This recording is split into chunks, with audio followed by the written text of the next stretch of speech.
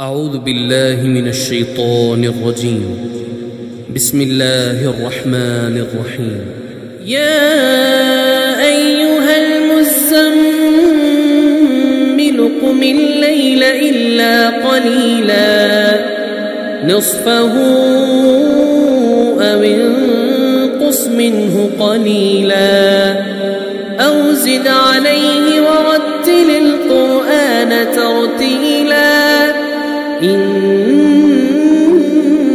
سنلقي عليك قولا ثقيلا إن ناشئة الليل هي أشد وطئا وأقوم قيلا إن لك في النهار سبحا طويلا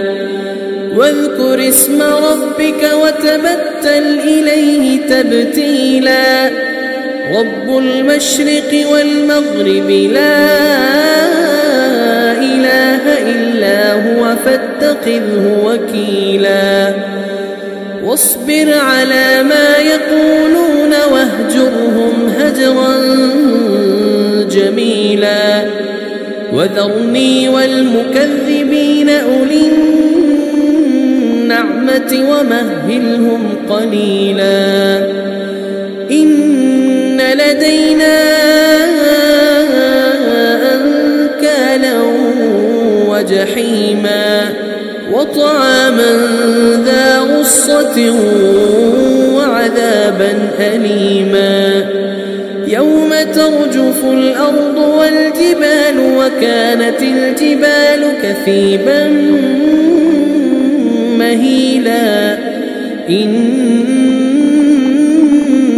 أرسلنا إليكم رسولا شاهدا عليكم كما أرسلنا إلى فرعون رسولا فعصى فرعون الرسول فأخذناه أخذا وبيلا فكيف تتقون إن كفرتم يوما يجعل الولدان شيبا السماء منفطر به كان وعده مفعولا إن هذه تذكرة فمن شاء اتخذ إلى ربه سبيلا إن ربك يعلم أنك تقوم أدنى من ثلثي الليل ونصفه وثلثه وطائفة من الذين معك والله يقدر الليل والنهار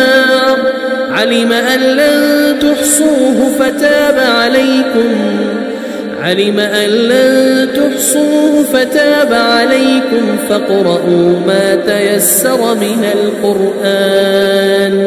علم أن سيكون منكم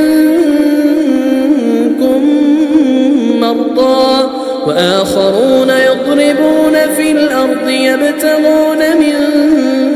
فضل الله وآخرون يقاتلون في سبيل الله فاقرؤوا ما تيسر منه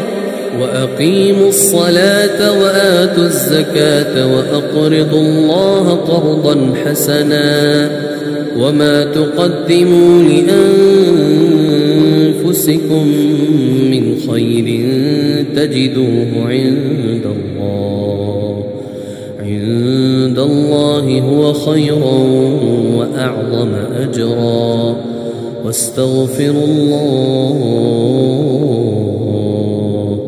إن الله غفور رحيم.